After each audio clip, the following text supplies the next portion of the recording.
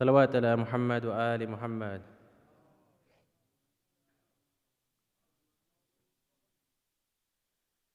اللهم صل على محمد وآل محمد. بسم الله الرحمن الرحيم. عن جابر بن عبد الله الأنصاري عن فاطمة الزهراء عليها السلام بنت رسول الله صلى الله عليه وآله قال: سمعت فاطمة أنها قالت: دخل علي أبي رسول الله في بعض الأيام فقال: السلام عليك يا فاطمة. فقلت: عليك السلام. قال: إني أجد في بدني ضعفا. فقلت له: أعيذك بالله يا أبتاه من الضعف. فقال: يا فاطمة ائتيني بالكساء اليماني فغتيني به.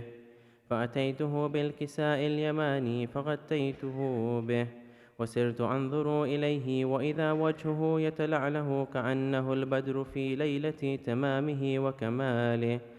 فما كانت إلا ساعة وإذا بولدي الحسن قد أقبل وقال: السلام عليك يا أماه. فقلت: عليك السلام يا قرة عيني وثمرة فؤادي.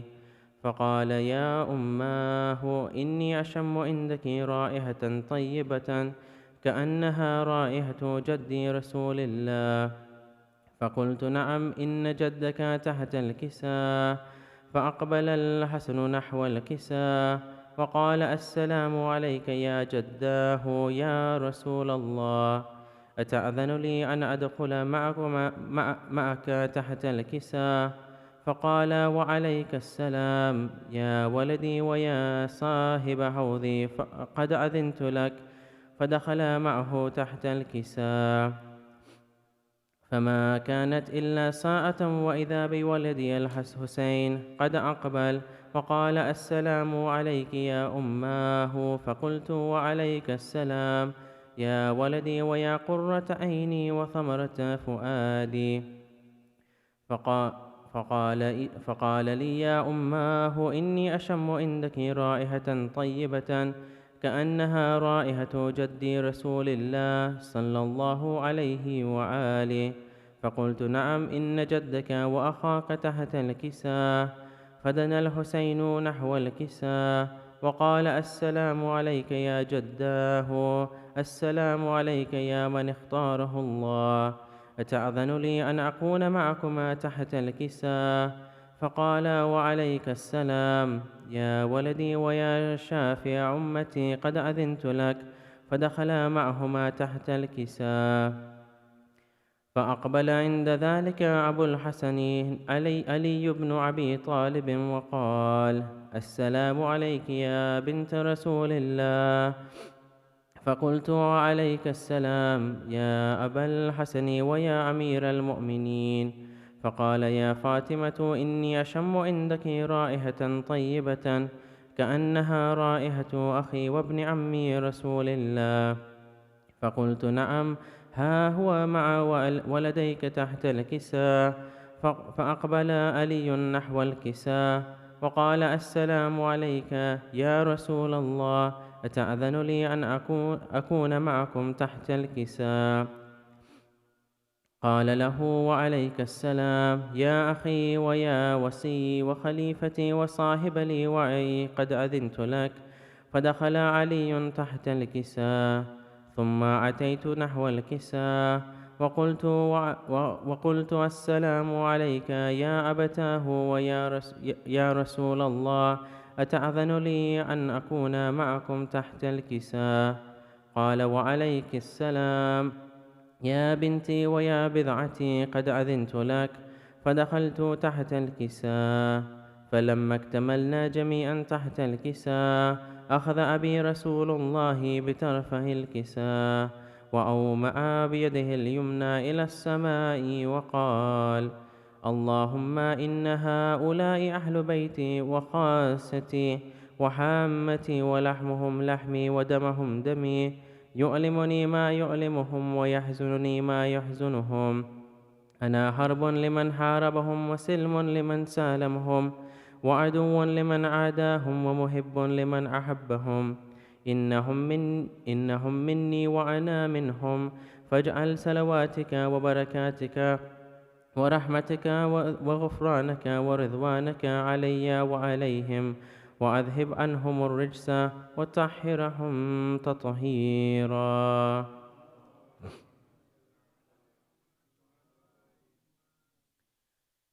فقال له عز وجل: يا ملائكتي ويا سكان سماواتي، إني ما خلقت سماء مبنية ولا أرضا مدهية ولا قمرا منيرا ولا شمسا مضيعا ولا فلكا يدور ولا بحرا يجري ولا فلكا يسري إلا في محبة هؤلاء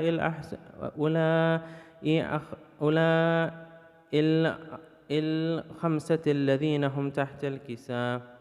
فقال الأمين جبرائيل: يا ربي، ومن تحت الكساء؟ فقال عز وجل: هم أهل بيت النبوة ومعدن الرسالة، هم فاطمة وأبوها وبعلها وبنوها.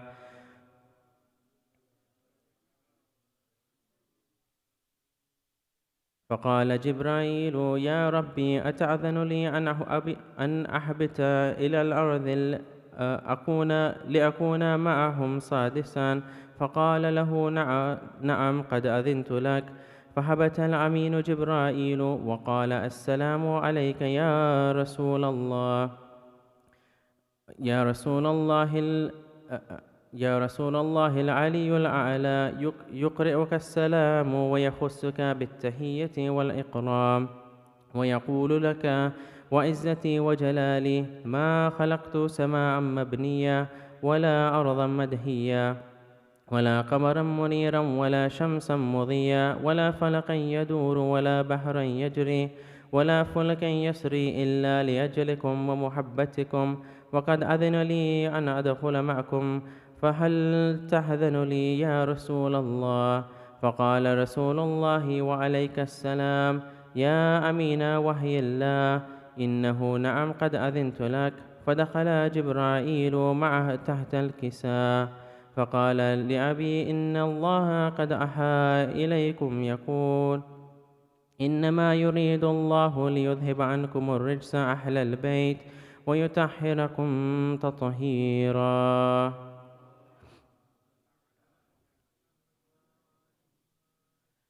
فقال علي لأبي: يا رسول الله، أخبرني ما لجلوسنا هذا تحت الكساء من الفضل عند الله.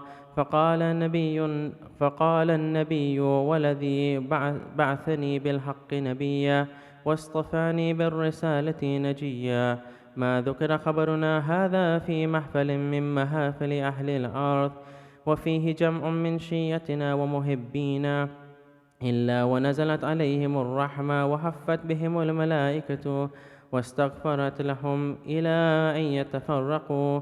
فقال علي: إذا والله فزنا وفاز شيتنا ورب الكعبة. فقال النبي ثانيا: يا علي، والذي بعثني بالحق نبيا واصطفاني بالرسالة نجيا، ما ذكر خبرنا هذا في محفل من محافل أهل الأرض، وفيه جمع من شيتنا ومحبينا، وفيهم معموم إلا وفرج الله هما، ولا مغموم إلا وكشف الله غما، ولا طالب حاجة إلا وقضى الله حاجته. فقال علي: إذا والله فزنا وسئدوا في الدنيا. فقال علي: إذا والله فزنا وسئدنا، وكذلك شيتنا فازوا وسئدوا في الدنيا والآخرة ورب الكعبة.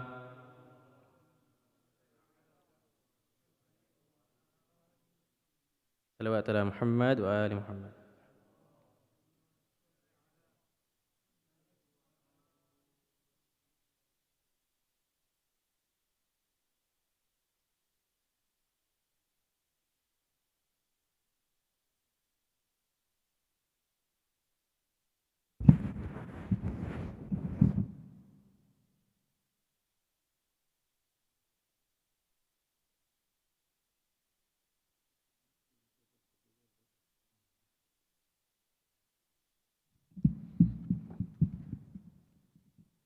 صلوات.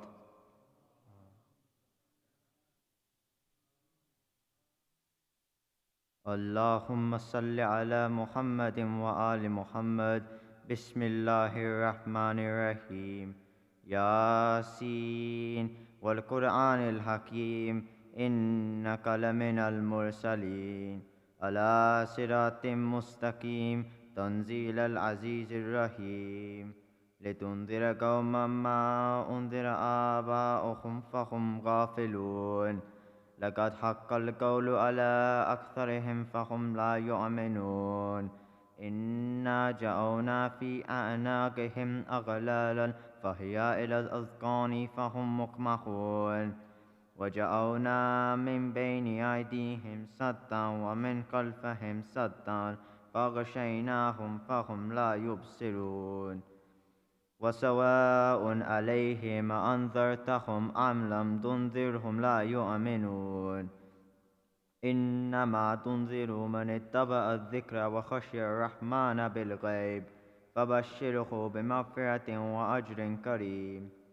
إنا نحن نحيي الموتى ونكتب ما قدموا وآثارهم وكل شيء أحصيناه في إمام مبين واضرب لهم مثلا أصحاب القرية إذ جاءها المرسلون إذ أرسلنا إليهم اثنين فكذبوهما فعززنا بثالث فقالوا إنا إليكم مرسلون قالوا ما أنتم إلا بشر مثلنا وما أنزل الرحمن من شيء إن أنتم إلا تكذبون قالوا ربنا يعلم إنا إليكم لمرسلون وما علينا إلا البلاغ المبين قالوا إنا تطيرنا بكم لئن لم تنتهوا لنرجمنكم وليمسنكم منا عذاب أليم قالوا طائركم معكم أئن ذكرتم بل أنتم قوم مسرفون وجاء من أقصى المدينة رجل يسعى قال يا قوم اتبعوا المرسلين اتبعوا من لا يسألكم أجرا وهم مهتدون وما لي لا أعبد الذي فطرني وإليه ترجعون أأتخذ من دونه آلهة إن يردني الرحمن بضر لا تغني عني شفاعتهم شيئا ولا ينقذون إني إذا لفي ضلال مبين إني آمنت بربكم فاسمعون قيل ادخل الجنة قال يا ليت قومي يعلمون بما غفر لي ربي وجعلني من المكرمين وما أنزلنا على قومه من بعده من جند من السماء وما كنا منزلين إن كانت إلا صيحة واحدة فإذا هم خامدون يا حسرة على العباد ما يأتيهم من رسول إلا كانوا به يستهزئون ألم يروا كم أهلكنا قبلهم من القرون أنهم إليهم لا يرجعون وإن كل لما جميع لدينا محضرون وآية لهم الأرض الميتة أحييناها وأخرجنا منها حبا فمنه يأكلون وجعلنا فيها جنات من نخيل وعنب وفجرنا فيها من العيون ليأكلوا من ثمره وما عملت أيديهم أفلا يشكرون سبحان الذي خلق الأزواج كلها مما تنبت الأرض ومن أنفسهم ومما لا يعلمون وآية لهم الليل نسلك منه النهار فإذا هم مظلمون والشمس تجري لمستقر لها ذلك التقدير العزيز العليم والقمر قدرناه منازل حتى عاد كالعرجون القديم لا الشمس ينبغي لها أن تدرك القمر ولا الليل السابق النهار وكل في فلك يسبحون وآية لهم أنا حملنا ذريتهم في الفلك المشحون وخلقنا لهم من مثله ما يركبون وإن نشأ نغرقهم فلا صريخ لهم ولا هم ينقذون إلا رحمة منا ومتاعا إلى حين وإذا قيل لهم اتقوا ما بين أيديكم وما خلفكم لعلكم ترحمون وما تأتيهم من آية من آيات ربهم إلا كانوا عنها معرضين وإذا قيل لهم أنفقوا مما رزقكم الله قال الذين كفروا للذين آمنوا أنطعم من لو يشاء الله أطعمه إن أنتم إلا في ضلال مبين ويقولون متى هذا الوعد إن كنتم صادقين ما ينظرون إلا صيحة واحدة تأخذهم وهم يخصمون فلا يستطيعون توصية ولا إلى أهلهم يرجعون ونفخ في الصور فإذا هم من الأجداث إلى ربهم ينسلون قالوا يا ويلنا من بعثنا من مرقدنا هذا ما وعد الرحمن وصدق المرسلون إن كانت إلا صيحة واحدة فإذا هم جميع لدينا محضرون فاليوم لا تظلم نفس شيئا ولا تجزون إلا ما كنتم تعملون إن أصحاب الجنة اليوم في شغل فاكهون هم وأزواجهم في ظلال على الأرائك متكئون لهم فيها فاكهة ولهم ما يدعون سلام قولا من رب رحيم وامتازوا اليوم أيها المجرمون ألم أعهد إليكم يا بني آدم ألا تعبدوا الشيطان إنه لكم عدو مبين وأن اعبدوني هذا صراط مستقيم ولقد أضل منكم جبلا كثيرا أفلم تكونوا تأكلون هذه جهنم التي كنتم توعدون اصلوها اليوم بما كنتم تكفرون اليوم نختم على أفواههم وتكلمنا أيديهم وتشهد أرجلهم بما كانوا يكسبون ولو نشاء لطمسنا على أعينهم فاستبقوا الصراط فأنى يبصرون ولو نشاء لمسخناهم على مكانتهم فما استطاعوا مضيا ولا يرجعون ومن نؤمره ننقصه في الخلق أفلا يعقلون وما علمناه الشعر وما ينبغي له إن هو إلا ذكر وقرآن مبين لينذر من كان حيا ويحق القول على الكافرين أولم يروا أنا خلقنا لهم مما عملت أيدينا أنعاما فهم لها مالكون وذللناها لهم فمنها ركوبهم ومنها يأكلون ولهم فيها منافع ومشارب أفلا يشكرون واتخذوا من دون الله آلهة لعلهم ينصرون لا يستطيعون نصرهم وهم لهم جند محضرون فلا يحزنك قولهم إنا نعلم ما يسرون وما يعلنون أولم يرى الإنسان أنا خلقناه من نطفة فإذا هو خصيم مبين وضرب لنا مثلا ونسي خلقه قال من يحيي العظام وهي رميم قل يحييها الذي أنشأها أول مرة وهو بكل خلق عليم الذي جعل لكم من الشجر الأخضر نارا فإذا أنتم منه توقدون أوليس الذي خلق السماوات والأرض بقادر على أن يخلق مثلهم بلى وهو الخلاق العليم إنما أمره إذا أراد شيئا أن يقول له كن فيكون فسبحان الذي بيده ملكوت كل شيء وإليه ترجعون اللهم صل على محمد الفاتحة.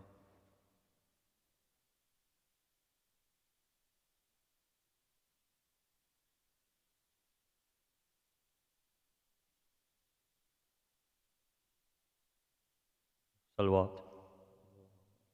صل على محمد وآل محمد. أعوذ بالله من الشيطان الرجيم. بسم الله الرحمن الرحيم. تبارك الذي بيده الملك وهو على كل شيء قدير، الذي خلق الموت والحياة ليبلوكم أيكم أحسن عملا، وهو العزيز الغفور، الذي خلق 7 سماوات طباقا، ما ترى في خلق الرحمن من تفاوت، فارجع البصر هل ترى من فتور، ثم ارجع البصر كرتين ينقلب إليك البصر خاسئا وهو حسير، ولقد زينا السماء الدنيا بمصابيح وجعلناها رجوما للشياطين وأعتدنا لهم عذاب السعير. وللذين كفروا بربهم عذاب جهنم وبئس المصير. إذا ألقوا فيها سمعوا لها شهيقا وهي تفور، تكاد تميز من الغيظ، كلما ألقي فيها فوج سألهم خزنتها ألم يأتكم نذير، قالوا بلى قد جاءنا نذير فكذبنا وقلنا ما نزل الله من شيء إن أنتم إلا في ضلال كبير، وقالوا لو كنا نسمع أو نعقل ما كنا في أصحاب السعير، فاعترفوا بذنبهم فسحقا لأصحاب السعير. إن الذين يخشون ربهم بالغيب لهم مغفرة وأجر كبير، وأسروا قولكم أو اجهروا به إنه عليم بذات الصدور. ألا يعلم من خلق وهو اللطيف الخبير. هو الذي جعل لكم الأرض ذلولا فامشوا في مناكبها وكلوا من رزقه وإليه النشور. أأمنتم من في السماء أن يخسف بكم الأرض فإذا هي تمور، أم أمنتم من في السماء أن يرسل عليكم حاسبا، فستعلمون كيف نذير. ولقد كذب الذين من قبلهم فكيف كان نكير. أولم يروا إلى الطير فوقهم سافات ويقبضن ما يمسكهن إلا الرحمن إنه بكل شيء بصير. أمن هذا الذي هو جند لكم ينصركم من دون الرحمن إن الكافرون إلا في غرور. أمن هذا الذي يرزقكم إن أمسك رزقه بل لجوا في عتو ونفور. أفمن يمشي مكبا على وجهه أحدى أمن يمشي سويا على صراط مستقيم. قل هو الذي أنشأكم وجعل لكم السمع والأبصار والأفئدة قليلا ما تشكرون. قل هو الذي ذرأكم في الأرض وإليه تحشرون. ويقولون متى هذا الوعد إن كنتم صادقين. قل إنما العلم عند الله وإنما أنا نذير مبين. فلما رأوه زلفة سيئت وجوه الذين كفروا وقيل هذا الذي كنتم به تدعون. قل أرأيتم إن أهلكني الله ومن معي أو رحمنا فمن يجير الكافرين من عذاب أليم. قل هو الرحمن آمنا به وعليه توكلنا فستعلمون من هو في ضلال مبين. قل أرأيتم إن أصبح ماؤكم غورا فمن يأتيكم بماء معين. صدق الله العلي العظيم. اللهم صل على محمد وآل محمد. اللهم صل على محمد وآل محمد. بسم الله الرحمن الرحيم. بسم الله النور بسم الله نور النور بسم الله نور على نور بسم الله الذي هو مدبر الأمور بسم الله الذي خلق النور من النور الحمد لله الذي خلق النور من النور وأنزل النور على الطور في كتاب مستور في رق منشور بقدر مقدور على نبي محبور الحمد لله الذي هو بعزي مذكور وبفخري مشهور وعلى السراء والزراء مشكور وصلى الله على سيدنا محمد وآله الطاهرين اللهم صل على محمد وآل محمد الفاتحة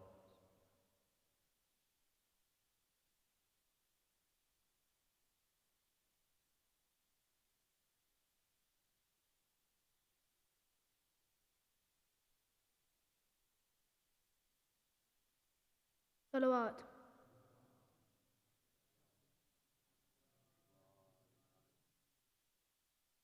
शाम वालों बैठिया है ये नबी की नासताओ शाम वालों बैठिया है ये नबी की नासताओ शाम वालों बैठिया है ये नबी की नासताओ शाम वालों बैठिया है ये नबी की नासताओ शाम वालों बैठिया है ये नबी की नासताओ हर गली शहजादियों को ऐसी तंगना फिराओ शाम वालों बैठिया है ये नबी की नासताओ शाम वालों बैठिया है ये नबी की नासताओ कुल कफा के हल अता के हैया वारिस इन्नमा के कुल कफा के हल अता के हैया वारिस इन्नमा के सब रहना है नजर को अपनी नजरों को झुकाओ शाम वालों उठिया है ये नबी की नासताओ शाम वालों बैठिया है ये नबी की नासताओ चलते चलते डल चुकी है रात गलियों में हमारे चलते चलते चल चुकी है रात गलियों में हमारे तक ये है कि बच्चे बेगुनाहों को बताओ शाम वालों बैठिया है ये नबी की नासताओ शाम वालों बैठिया है ये नबी की नासताओ बीद की ये नाहियो दी ये तो इसमत की पली है बीद की ये नाहियो दी ये तो इसमत की पली है दबदाए को बोला का मुझको ना बुलाओ शाम वालों बैठिया है ये नबी की नासताओ शाम वालों बैठिया है ये नबी की नासताओ तुमको हम देंगे दुआएं दे दो कुछ दे विदाएं तुमको हम देंगे दुआएं दे दो कुछ दे विदाएं कौ नहीं देते विदाएं तो शवा को बुझाओ शाम वालों बैठिया है ये नबी की नासताओ शाम बेतिया है ये नबी की नासताओ देख लो ले नबी है हम ही औलाद अली है देख लो ले नबी है हम ही औलाद अली है हम ये क्या जुमा किया है हमको इतना तो बताओ शाम वालों दिया है ये नबी की नासताओ शाम वालों बेतिया है ये नबी की नासताओ शाम बाज़ावे में शम्सी वो के कहते थे आबिद शाम बाज़ावे में शम्सी वो के कहते थे आबिद आले अहमद की मुसलमानों न तो की बुलाओ शाम वालों बेतिया है ये नबी की नासताओ शाम वालों बेतिया है ये नबी की नासताओ सलवात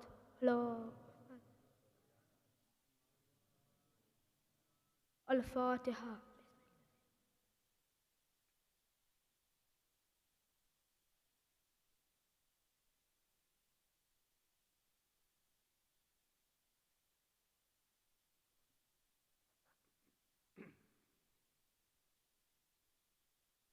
बराए ताजील ज़ोहर इमाम ज़माना बावाज़ बुलंद सलवा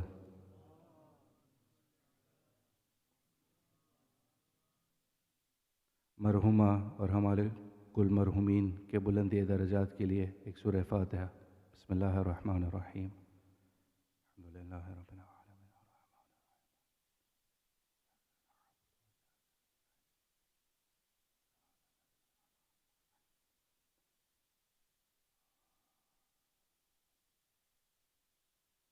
दुरूद पढ़ दीजिए मोहम्मद व आले मोहम्मद। अल्लाहुम्मा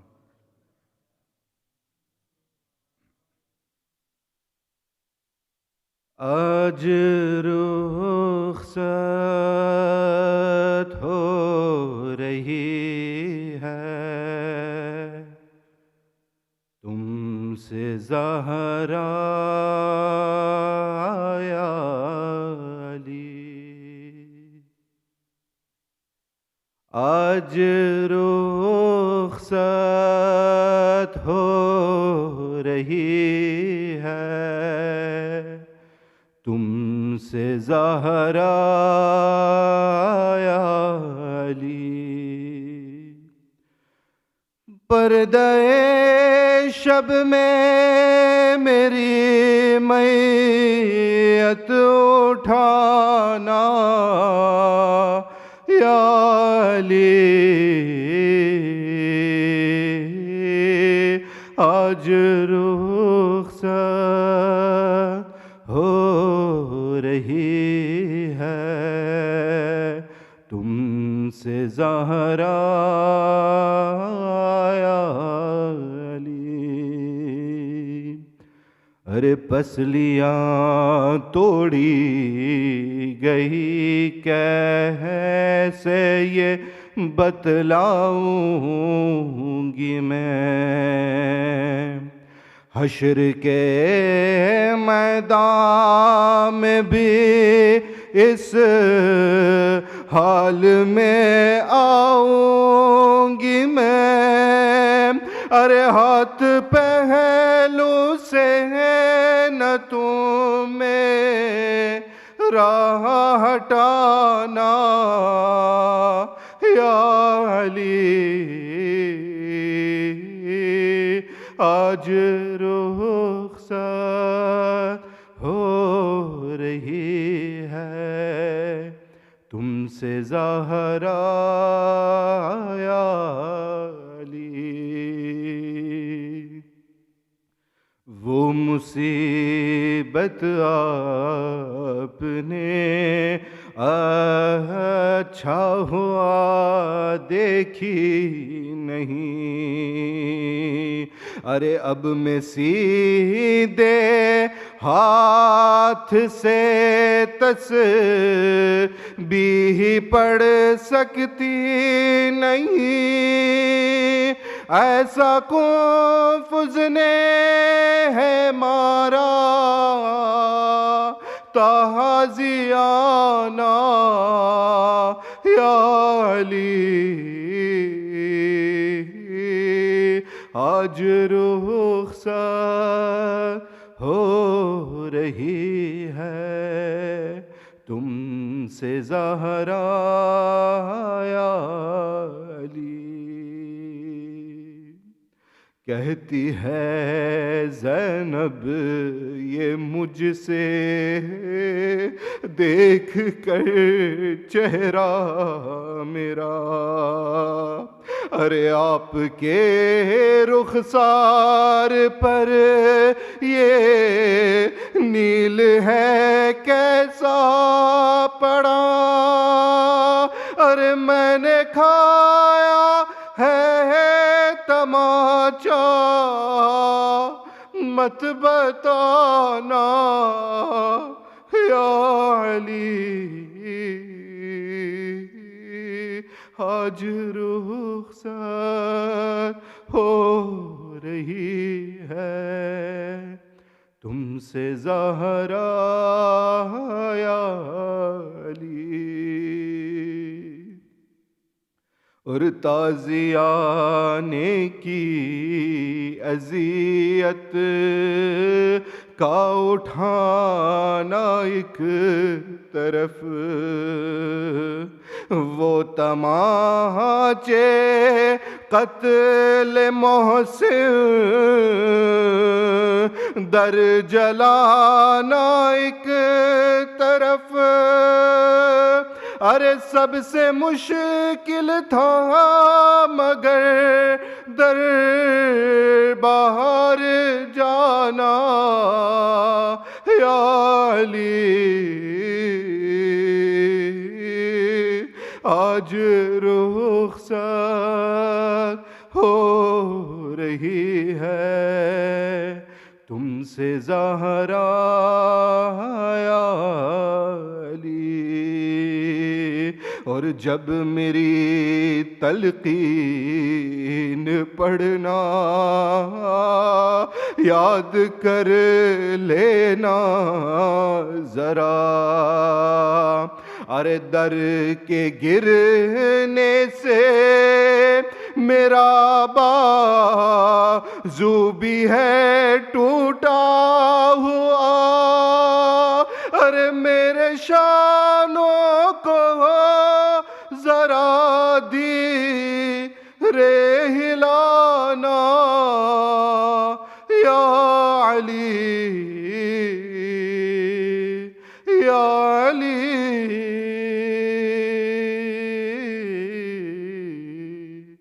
या अली। दुरूद पर मोहम्मद वाले मोहम्मद।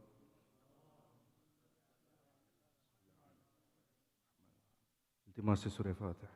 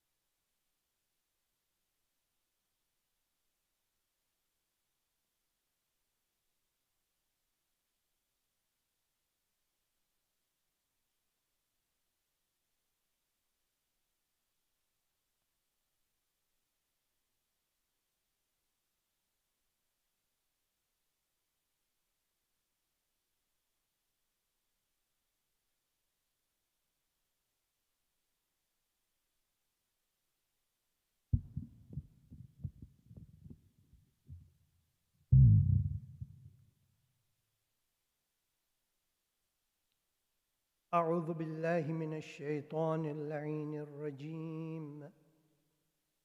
بسم الله الرحمن الرحيم.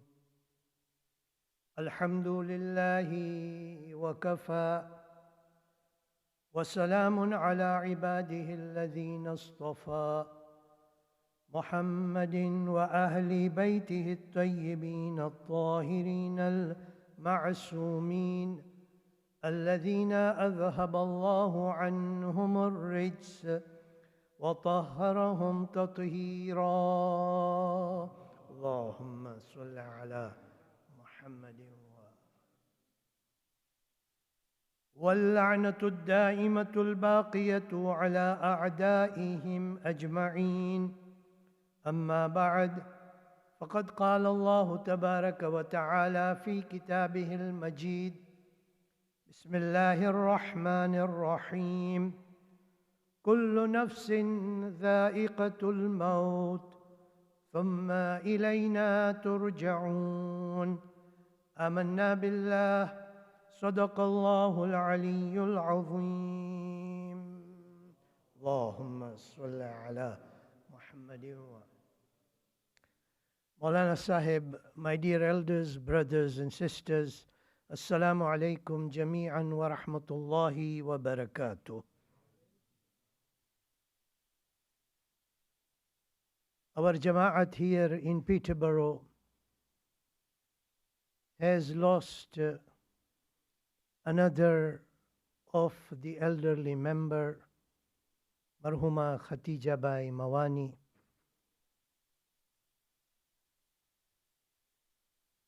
I always try to reflect upon the lives of those who have passed away.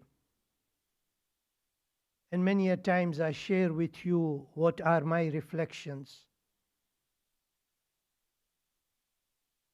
Marhuma had been in Peterborough for a very long time, was a regular participant in our programs here in our Imam Bargah. And she was also a member of the senior citizen group. And she used to participate regularly as long as she was healthy and she was able to walk, to make movements. And this is where I found one point in life of Marhuma, as I was told, that our senior citizen group amongst the ladies, this is before BC, before Corona, they used to organize activities where they would take the ladies to go out, maybe for a picnic, maybe for shopping, maybe for visiting another town. And I was told that whenever this program was made, announcement was made, she would be amongst the first ladies to come and register her name and say, I want to come with you. I want to participate in this program. I want to go out. Point I want to make, my dear elders, brothers and sisters. Community is not of few people. Community is the participation of all the people, all the members of the community. She would say, I want to come, I want to participate. And of course she would go like others would go. But showing that enthusiasm that I want to be there and I want to be amongst the first, itself tells us that she had that love to be amongst the community members. That was her opportunity, that she would go out with the other community sisters and they would have their program. That's one lesson I reflect, and I say, whenever there is a program of the community, even if I am not reciting anything, even if I'm not doing anything, but at least that participation, being in that program itself, is making sure that the programs of the communities do remain alive. What will happen? I'm putting this question. I want to come to explain one or 2 points. It will not take much time. But what will happen if each one of us would say that I do not want to participate, I don't want to go today, Jumeirah, I don't want to go, this Majlis, I don't want to go. A time will come, and I have noticed, I have seen this, because this is my experience of being here for 20 years, that those elderly members who regularly used to participate in Salatul Jama'ah, their places are not being replaced. They have passed away. We have buried them. But we are not filling their places. And this is where appeal to my younger brothers, those who have young children. Alhamdulillah, your parents gave you that upbringing, that you came to this center and you are here. Pass on that now to your children. I was just talking before Salat to one person, and he told me, I fear that our children are leaving our faith. He's not here from Peterborough, he's from outside Peterborough. He told me, I fear that our children are leaving our faith. So when we look and reflect upon the lives of those elderly people, they have contributed a lot for our community, and one of their contribution was their regular participation in our programs, and Alhamdulillah, our community has grown. I want to pass on my condolences to the children of Marhuma Khatija Bai Mawani, as well as to all the other family members of Marhuma. And as I present my condolences, I also pray to Allah Azza wa Jal that may Allah Azza wa Jal grant you that strength to bear this loss, because loss of mother is not any ordinary loss, it is a great loss. May Allah Azza wa Jal grant you sabr, insha'Allah, to bear this loss. Let us remember Marhuma with Surah Fatiha.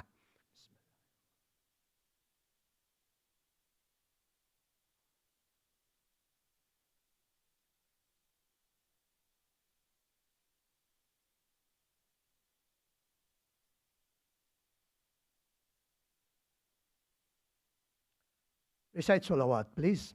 Allahumma salli ala Muhammadin. My dear elders, brothers and sisters, when we see a dead body or when we hear news about a person who has passed away, that news or that witnessing of that dead body is a lesson for us. What is that lesson that we can take? The first lesson that we take upon seeing that dead body is, today it is him or her who has passed away.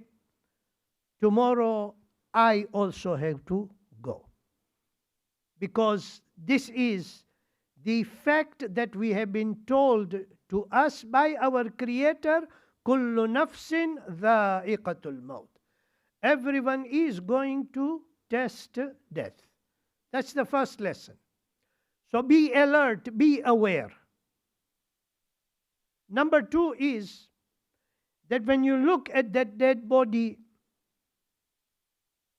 you will say, and many a times I have heard these people say, bicharo. Bicharo, when we translate it into English, is helpless. And when we look at that person, that one who has passed away, we tell ourselves, yesterday this same person was so active and able to do so many actions. Today that person has become helpless. And that is our position when we pass away from this world. We will totally become helpless.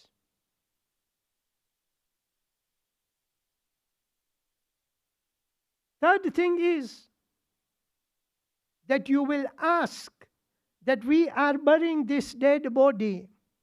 What are we giving to that body, or in that coffin, what are we putting of the material wealth of that person?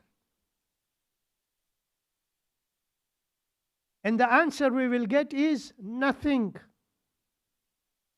From the material wealth of that person who has passed away, the only thing that it can carry with it is the coffin that dead body is wearing.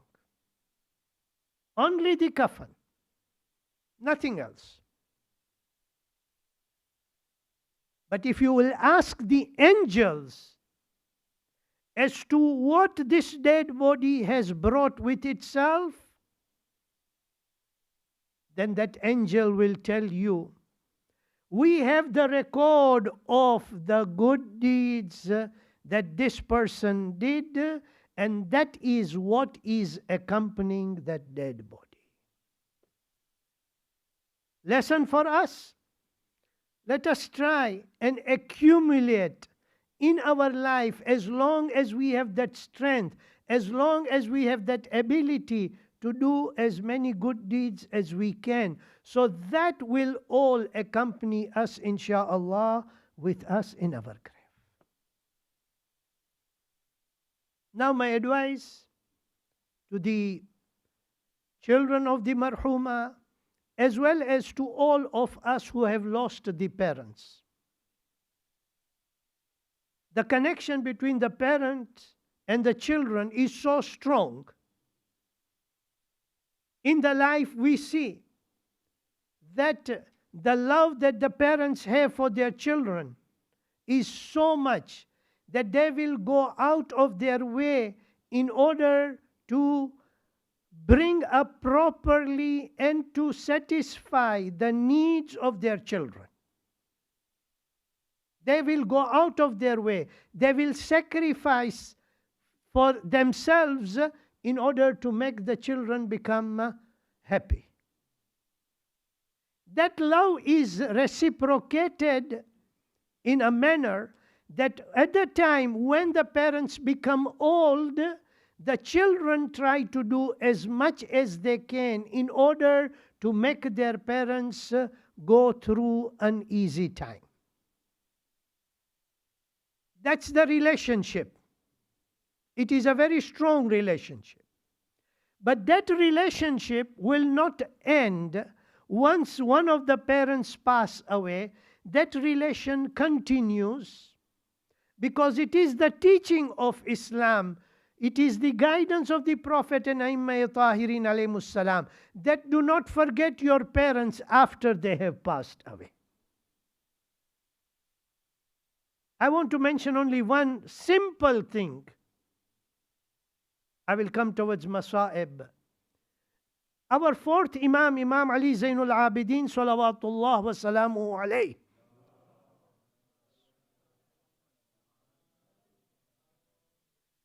In dua number 24 of Sahifa as-Sajjadiyya, a dua that is for the parents, dua that is to be recited by the children for their parents, in the sentence number 11 or verse number 11, you can go home and then check it up.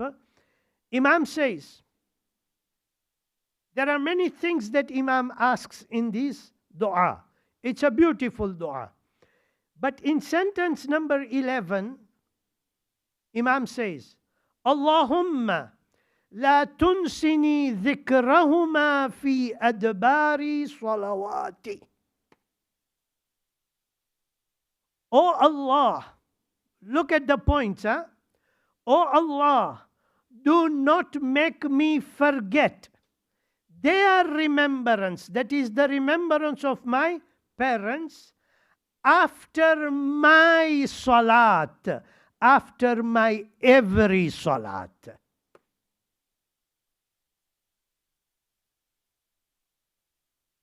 After that, Imam says, and not even during the time of the night, and not even during the time of the day.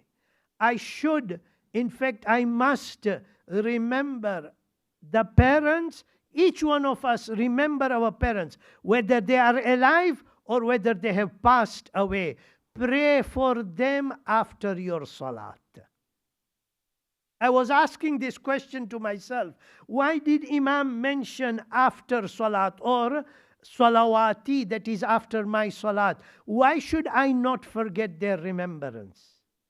Because I understand from this point that salat is that action that Allah Azza wa Jal has made it compulsory for us. One. Number two, He has invited us, not once but 5 times in a day, to come in His presence. And the person goes and stands in the presence of Allah Azza wa Jal.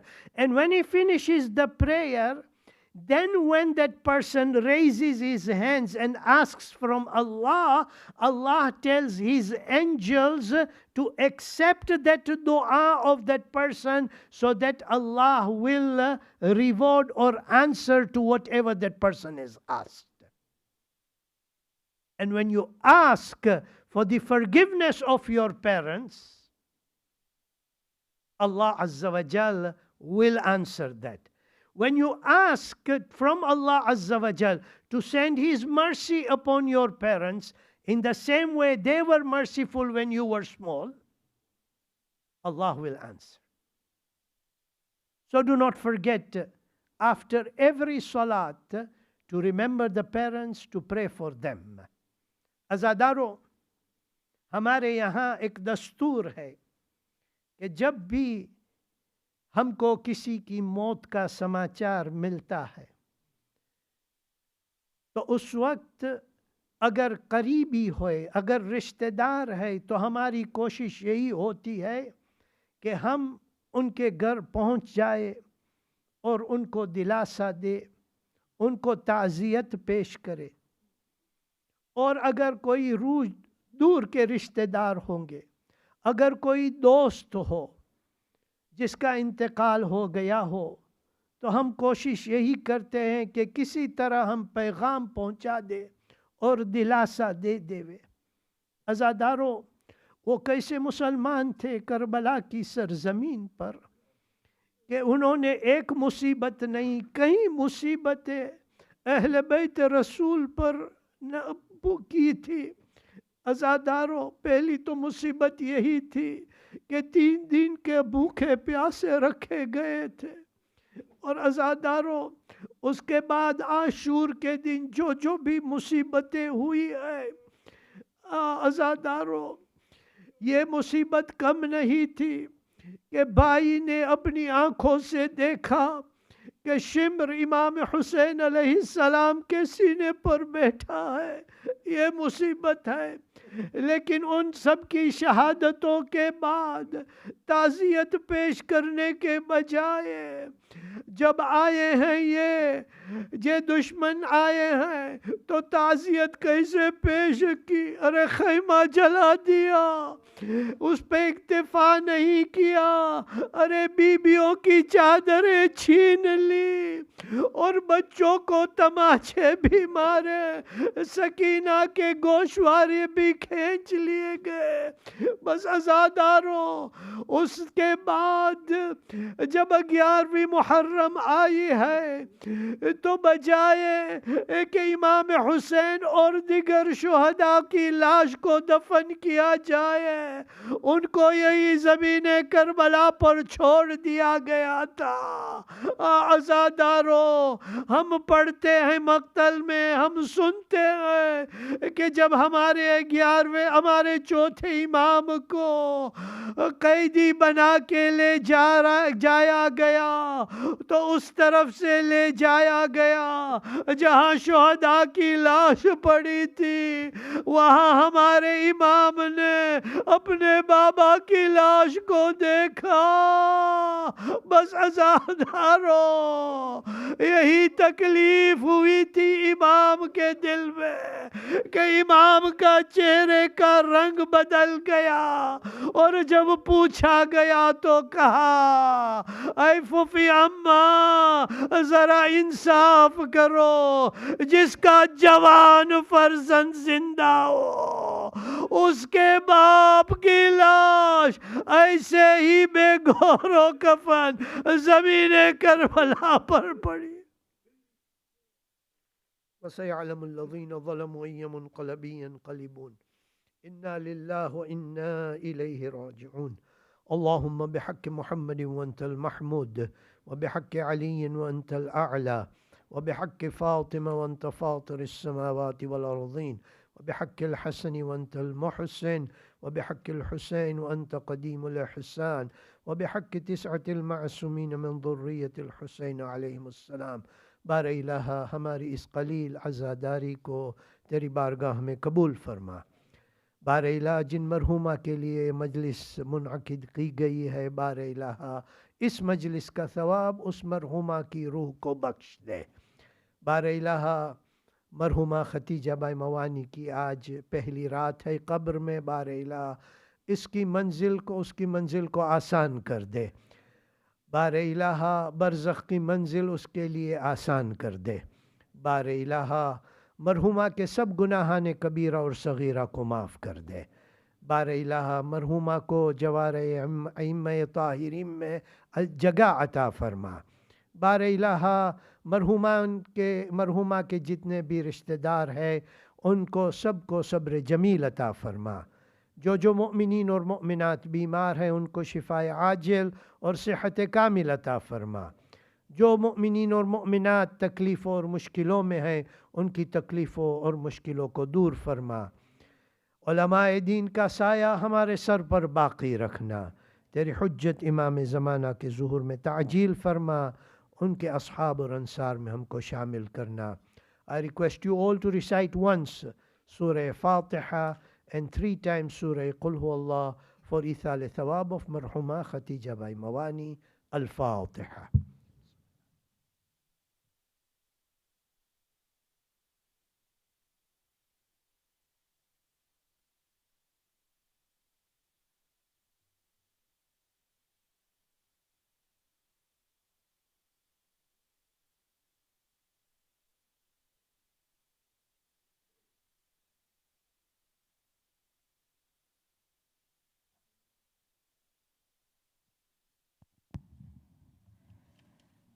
बर मुहम्मदिन व आले मुहम्मद सलवात सल्ली अला मुहम्मदिन व आले Mu'minin, the family of Marhum Al-Haj Askar Ali Bhai Mawani and Marhuma Hajiani Khatija Bhai Mawani has donated 750 pounds towards the Beva Yatim Fund.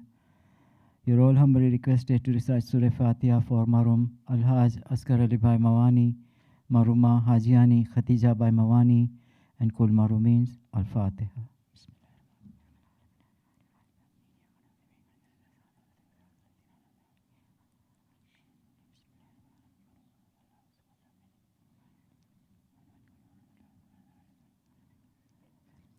Mu'minin, now I'll request upon Al-Haj Anis Bhai Mawani to come and say a few words on this occasion. Please let's welcome with a loud salawat.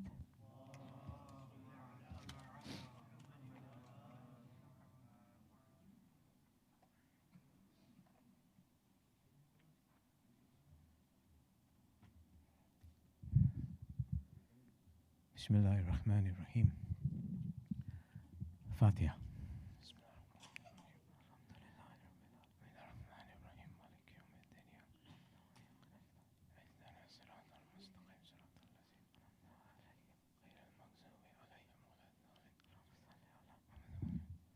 My scholars, my brothers and sisters in Islam, Assalamu alaikum wa rahmatullahi wa barakatuh.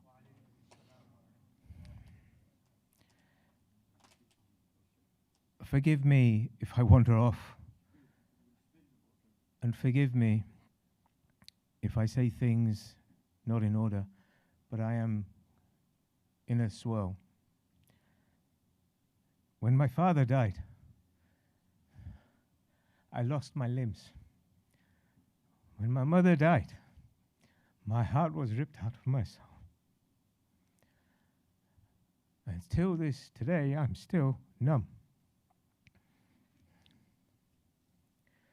But I want to thank, first of all, the Husaini Islamic Center and Siyaka and his burial team and everyone involved. I'm not good with names, so I won't remember many. I want to say thank you. From the time my mother passed away to the support you've given, from getting the certificates on these public bank holidays, you've done an astounding job, and it went very smoothly. I could not have asked for anything more than what you've done and how it's gone today for my mother. I thank you deeply on behalf of all the Mawanis. Thank you. I thank you all for taking your time to come to the cemetery in this cold weather to see my mum off and to pray for her and to wish her into the next world and to see us and support us, because as a community, when we do this, this all becomes a part of our closure, our emotional support. And this is why we are one step ahead of certain other communities.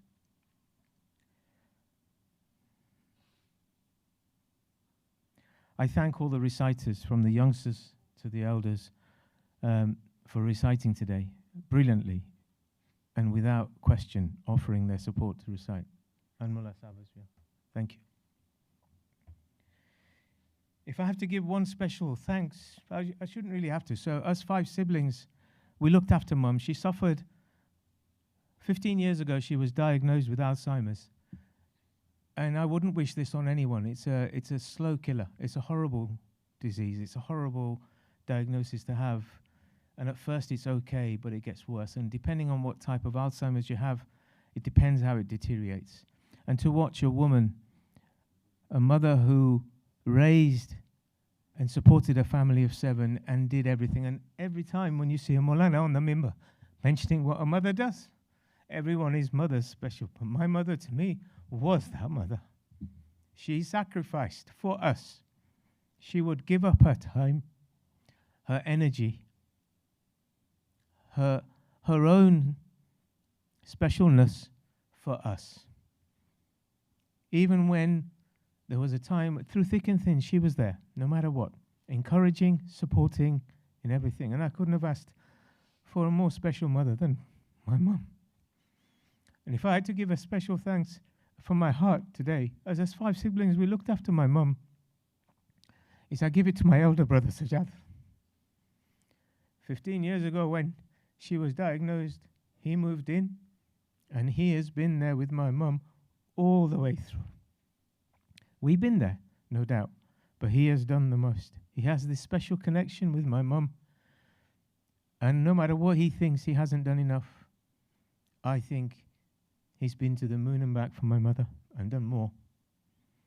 And I think my mum, if he didn't have them there all the time, talking to her, supporting her, encouraging her, I think she would have had a tougher time than she did. If my mother has offended anyone in any way, please forgive her. If my mother has any outstanding debts or anything she owes to anyone, please approach myself, Anis, my brother Sajjad, or my brother Riaz, and we will sort this out.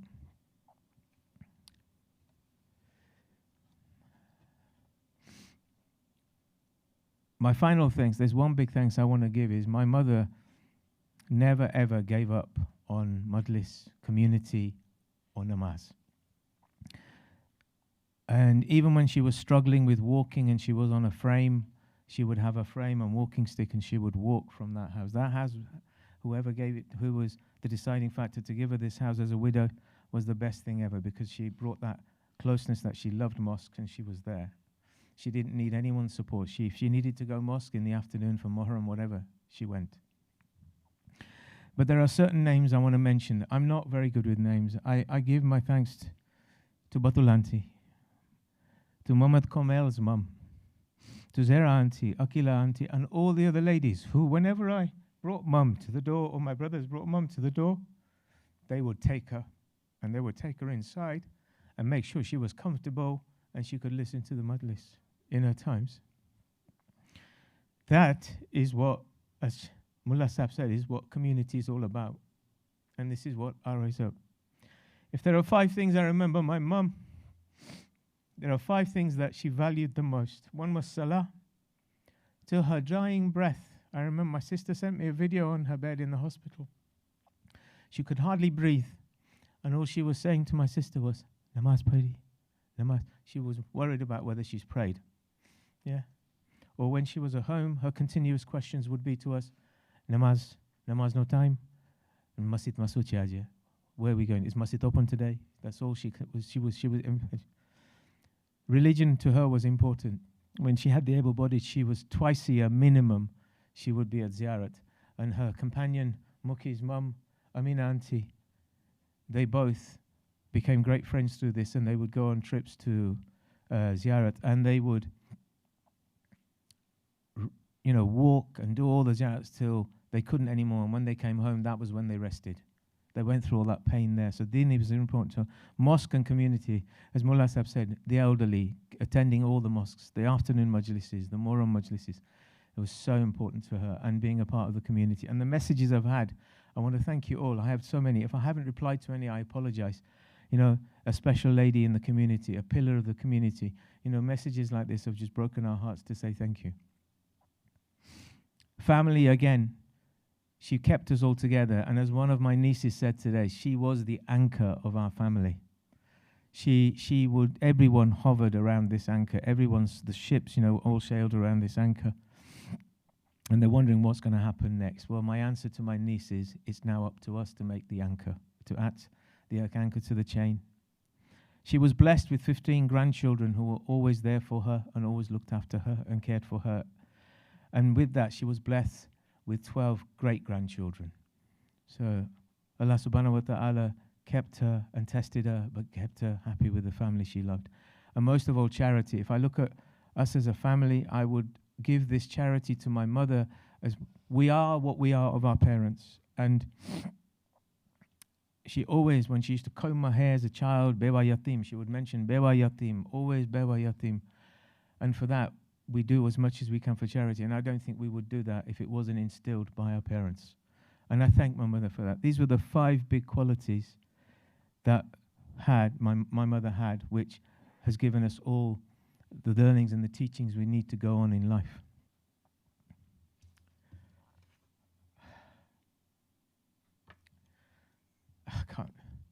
I just want to say thank you. Please remember in your du'as, and may you give us all the strength, may you, my brothers and my sisters, and I thank all my nieces and nephews for giving us the support to see us through this. And I will try my best to do sabr, because Imam Hussein and his family suffered far, far more. But right now there's a big hole which will eventually fill. But I thank you all. Please remember in your du'as. Thank you for coming. Please recite the Surah Fatiha.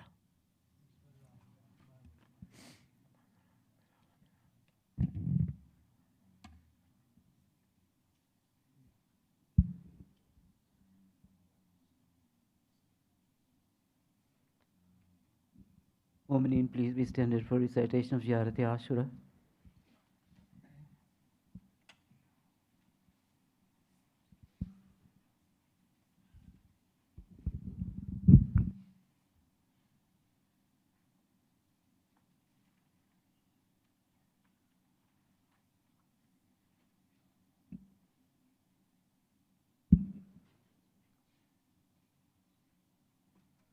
اللهم صل على محمد وآل محمد بسم الله الرحمن الرحيم. السلام عليك يا أبا عبد الله، السلام عليك يا ابن رسول الله، السلام عليك يا ابن أمير المؤمنين وابن سيد الوصيين، السلام عليك يا ابن فاطمة الزهراء سيدة نساء العالمين، السلام عليك يا ثار الله وابن ثاره والوتر الموتور، السلام عليك وعلى الأرواح التي حلت بفنائك، عليكم مني جميعا سلام الله أبدا ما بقيت وبقي الليل والنهار. يا أبا عبد الله، لقد عظمت الرزية وجلت وعظمت المصيبة بك علينا وعلى جميع أهل الإسلام، وجلت وعظمت مصيبتك في السماوات على جميع أهل السماوات، فلعن الله أمة أسست أساس الظلم والجور عليكم أهل البيت، ولعن الله أمة دفعتكم عن مقامكم وأزالتكم عن مراتبكم التي رتبكم الله فيها، ولعن الله أمة قتلتكم، ولعن الله الممهدين لهم بالتمكين من قتالكم. برئت إلى الله وإليكم منهم وأشياعهم وأتباعهم وأوليائهم. يا أبا عبد الله، إني سلم لمن سالمكم وحرب لمن حاربكم إلى يوم القيامة، ولعن الله آل زياد وآل مروان، ولعن الله بني أمية قاطبة، ولعن الله ابن مرجان، ولعن الله عمر بن سعد، ولعن الله شمران، ولعن الله أمة أسرجت وأنجمت وتنقبت لقتالك. بأبي أنت وأمي لقد عظم مصابي بك، فأسأل الله الذي أكرم مقامك وأكرمني أن يرزقني طلب ثارك مع إمام منصور من أهل بيت محمد صلى الله عليه وآله. اللهم اجعلني عندك وجيها بالحسين عليه السلام في الدنيا والآخرة. يا أبا عبد الله، إني أتقرب إلى الله وإلى رسوله وإلى أمير المؤمنين وإلى فاطمة وإلى الحسن وإليك بموالاتك وبالبراءة ممن أسس أساس ذلك وبنى عليه بنيانا وجرى في ظلمه وجوره عليكم وعلى أشياعكم. برئت إلى الله وإليكم منهم، وأتقرب إلى الله ثم إليكم بموالاتكم وموالاة وليكم وبالبراءة من أعدائكم والناصبين لكم الحرب وبالبراءة من أشياعهم وأتباعهم. إني سلم لمن سالمكم وحرب لمن حاربكم وولي لمن والاكم وعدو لمن عاداكم، فأسأل الله الذي يكرمني بمعرفتكم ومعرفة أوليائكم ورزقني البراءة من أعدائكم أن يجعلني معكم في الدنيا والآخرة، وأن يثبت لي عندكم قدم صدق في الدنيا والآخرة، وأسأله أن يبلغني المقام المحمود لكم عند الله، وأن يرزقني طلب ثاري مع إمام هدى ظاهر ناطق بالحق بالحق منكم، وأسأل الله بحقكم وبالشأن الذي لكم عنده أن يعطيني بمصابيبكم أفضل ما يعطي مصابا بمصيبته مصيبة ما أعظمها وأعظم رزيتها في الإسلام وفي جميع أهل السماوات والأرض. اللهم اجعلني في مقامي هذا ممن تنال منك صلوات ورحمة ومغفرة. اللهم اجعل محياي محيا محمد وآل محمد، ومماتي ممات محمد وآل محمد.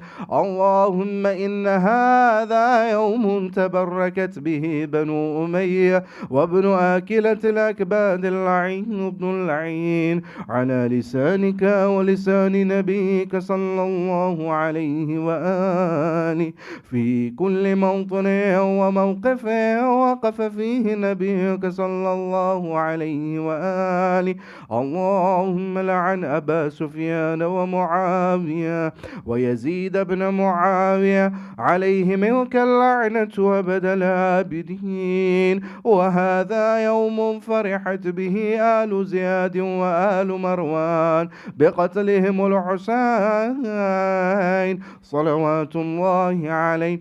اللهم فضاعف عليهم اللعن منك والعذاب الأليم. اللهم إني أتقرب إليك في هذا اليوم وفي موقفي هذا وأيام حياتي بالبراءة منهم واللعنة عليهم وبالموالاة لنبيك وآل نبيك عليه وعليهم السلام. اللهم لعن أول ظالم ظلم حق محمد وآل محمد وآخر تابع له على ذلك. اللهم لعن العصابة التي جاهدت الحسين عليه السلام وشايعت وبايعت وتابعت على قتله. اللهم لعنهم جميعا كل جميعا.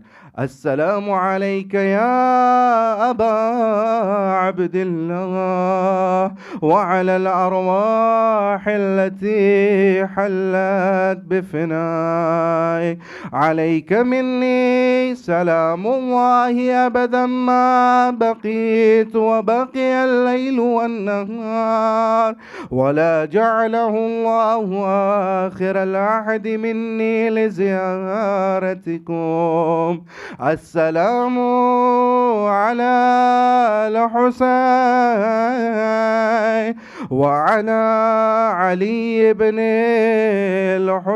الحسين وعلى أولاد الحسين وعلى أصحاب الحسين. اللهم خص أنت أول ظالم باللعن مني وابدأ به أولا ثم الثاني والثالث والرابع. اللهم لعن يزيد خامسا ولعن عبيد الله بن زياد وابن مرجان وعمر بن سعد وشمر وآل أبي سفيان وآل زياد وآل مروان إلى يوم القيامة.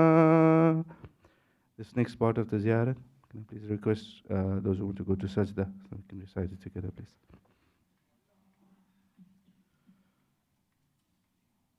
اللهم لك الحمد حمد الشاكرين لك على مصابهم. الحمد لله على عظيم رزيتي.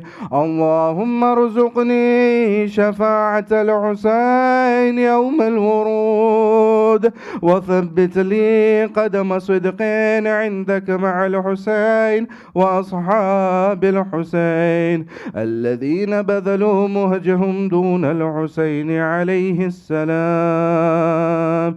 السلام عليك يا ثائر شهداء كربلاء ورحمة الله وبركاته. سورة المباركة والفاتحة.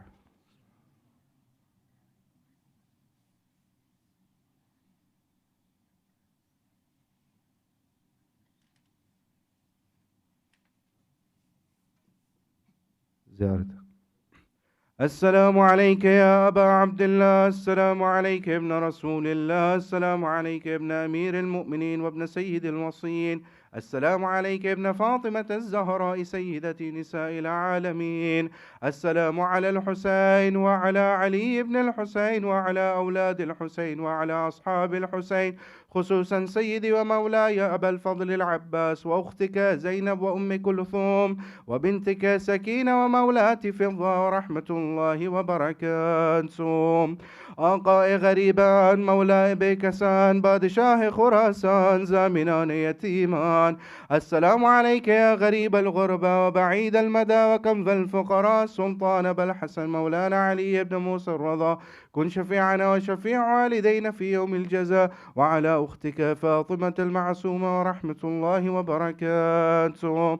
السلام عليك يا حجة الله ابن الحسن يا صاحب العصر والزمان، السلام عليك يا خليفة الرحمن وشريك القرآن وكعبة الإيمان وإمام الإنس والجان، عجل الله فرج وسحل الله مخرج وظهورك، والسلام عليكم ورحمة الله وبركاته. بسم الله الرحمن الرحيم.